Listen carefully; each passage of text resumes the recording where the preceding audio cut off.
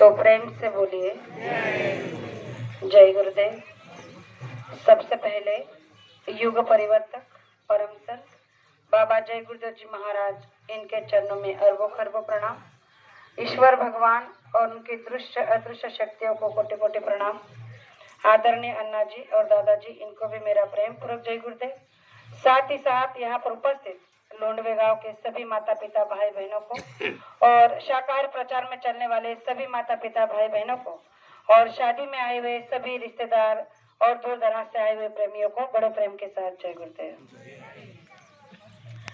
आज का ये सत्संग का निमित्त हम सबको पता चल चुका है कि हमारी जो गुरु बहन है, हमारी गुरु माता है, हमारी लक्ष्मी आजी, उन्होंने आज उनकी बेटे की बेटी की आज शादी है और उसी निमित्त उन्होंने ये सत्संग का आयोजन किया है। जिसके नाम में ही लक्ष्मी है उसे किसी बात की कमी नहीं है, क्योंकि उन्होंने अपना नाम जो उन्हें मिला है लक्ष्मी, उसका आज प्रमाण दे दिया है कि शादी जैसे पवित्र बंधन, शादी जैसा पवित्र कार्यक्रम होता है, उससे करने से पहले भी उन्होंने जो सबसे बड़ा और महत्वपूर्ण काम है उस काम को उन्होंने किया है, वो है सत्संग। क्योंकि शादी तो होगी, लेकिन उससे पहले उन्होंने जो सोचा है कि मेरे नाती की जो शादी हो रही है तो उसे गुरु महाराज का आशीर्वाद मिल जाए और जो मेहमान आए हैं तो उन्हें इसी निमित्त ही सही, लेकिन गुरु के वचन सुनने का कुछ मौका उन्हें मिल जाए। तो ये बड़ा नेक उद्देश्य लेकर उन्होंने आज का ये सत्संग का आयोजन किया है और बहुत ही बखूबी उसे निभाया भी है। तो ऐसी सोच, ऐसे विचार हम सबके होने चाहिए कि हमारे जीवन में अगर कोई भी हमारे घर में कार्यक्रम हो, कोई भी बहुत बड़ा फंक्शन हो, लेकिन सबसे बड़ी प्रायोरिटी हमारी सत्संग को होनी चाहिए। सबसे बड़ा महत्व हमारा सत्संग को देना चाहिए, जो हमारी लक्ष्मी आजी ने दिया है। तो आज उनकी वजह से हम सभी प्रेमी यहाँ पर आए हैं और इस नवविवाहित दाम्पत्य को हम आशीर्वाद भी देने वाले हैं। लेकिन उससे पहले गुरु महाराज के कुछ वचनों को हम आप लोगों के सामने रखना चाहेंगे, क्योंकि कलयुग है और कलयुग में सत्संग का मिलना बहुत मुश्किल है। इसलिए कहा जाता है कि मिलना मुश्किल है संत का, मिलना मुश्किल है संत का, बड़े भाग से पाते कहीं, घर मिल गए संजोग से तो सत्संगति मिलती नहीं। सत्संग जिनको मिल गया जीवन का साफल्य है, अधिकार उनका क्या कहूँ, वो तो बाबा शहंशाह के तुल्य है। आज अगर गुरु महाराज के वचनों का आप लोगों को सत्संग का कार्यक्रम मिल रहा है तो ये हमारा आपका सभी का बड़ा परम सौभाग्य है। और ये कर्म प्रधान देश है, यह कर्म को प्रधानता दी गई है। इसीलिए आज का मानव कर्म करने के लिए कोई भी सोच विचार नहीं करता, कभी भी किसी बात के बारे में नहीं सोचता। लेकिन गुरु महाराज ने कहा कि कर्म करने के लिए जो आजादी मिली है तो बहुत अच्छी बात है, कर्म करो, लेकिन कर्म करते हुए डरो और उतने ही कर्म करो कि जितने की आप सजा भुगत सको या उन्हें उनकी सजा आप खुद आजमाइश कर सको।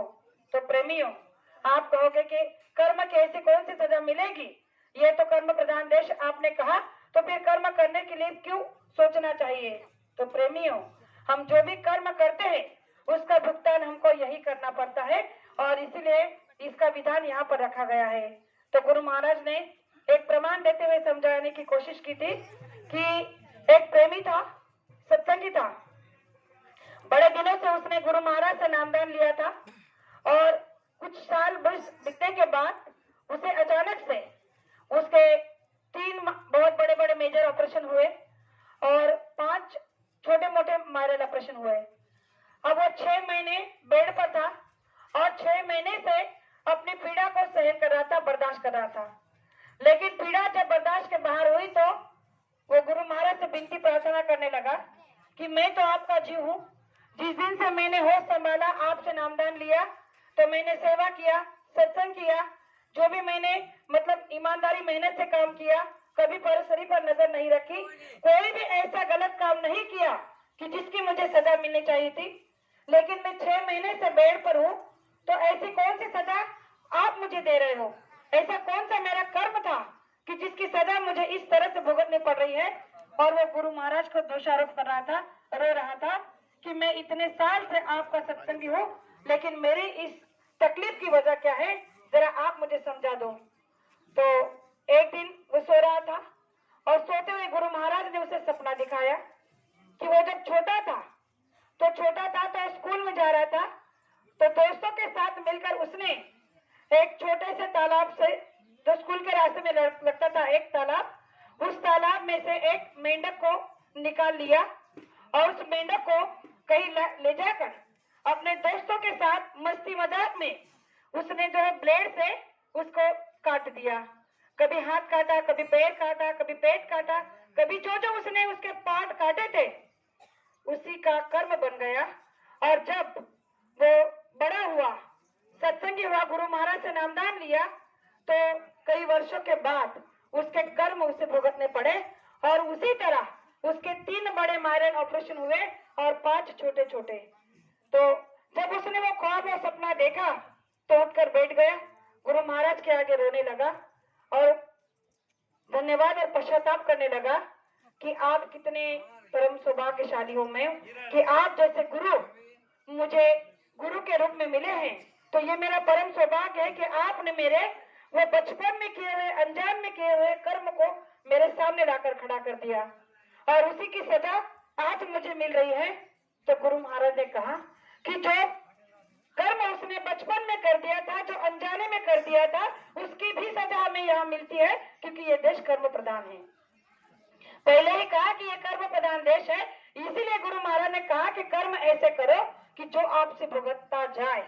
आज हम देख रहे हैं कि लोग बेईमानी, झूठ, फरेब, चोरी, व्यभिचार, पापाचार, भ्रष्टाचार इतना कर रहे हैं और ये भी नहीं तो बेजुबान जानवरों को सर्रास काट कर मार कर खा रहे हैं, किस लिए? अपने पेट के स्वाद के लिए।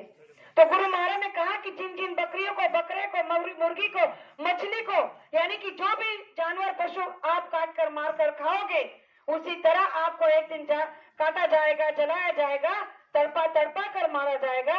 इसीलिए गुरु महाराज ने कहा कि कर्म जरा सोच समझ कर करो। तो प्रेमियों, ये तो उस गुरु भाई के कर्म थे जो गुरु महाराज ने कहा है कि मैं जिस दिन जिस प्रेमी को नाम का दान देता हूँ तो उसके कर्म अपने हाथ में ले लेता हूँ, लेकिन फिर भी मैं 12 ना कर्म अपने आप के मुट्ठी में, यानी कि मैं भुगतने के लिए वो आपके काट देता हूँ और आपको सिर्फ 54 भुगतने के लिए रखता हूँ। आप सोचिए, जब 54 कर्म हम भुगत नहीं सकते तो हमारी औकात क्या है कि हम पूरे के पूरे कर्म हम भुगत सके। लेकिन ऐसे महापुरुष की दया और परम शक्ति की वजह से गुरु महाराज हमसे कहते हैं कि अगर आपने जो किया है उसका मैं सूली का कांटा बना दूंगा। तो आप सभी से आज के शादी के जैसे महान पवित्र बंधन में बनने जा रहे इस कार्यक्रम के वजह से जो हमारे लक्ष्मण आजी ने ये सत्संग का आयोजन रखा है, तो इतना ही कहना चाहूंगी, जो नए माता पिता भाई बहन इस शादी में आए हैं उनसे हाथ जोड़कर प्रार्थना करती हूँ कि ये मनुष्य शरीर सिर्फ एक बार मिलता है, दोबारा नहीं मिलेगा, और अब की बार मिला है तो कम से कम आप शाकाहारी हो जाओ और अपने परिवार की, अपने आप की रक्षा कर लो। इसीलिए गुरु महाराज ने कहा है, जो हमारे महाराष्ट्र के संत कहते हैं कि एक एक योनि कोटि कोटि फेरा, मग लागे मनुष्य वारा।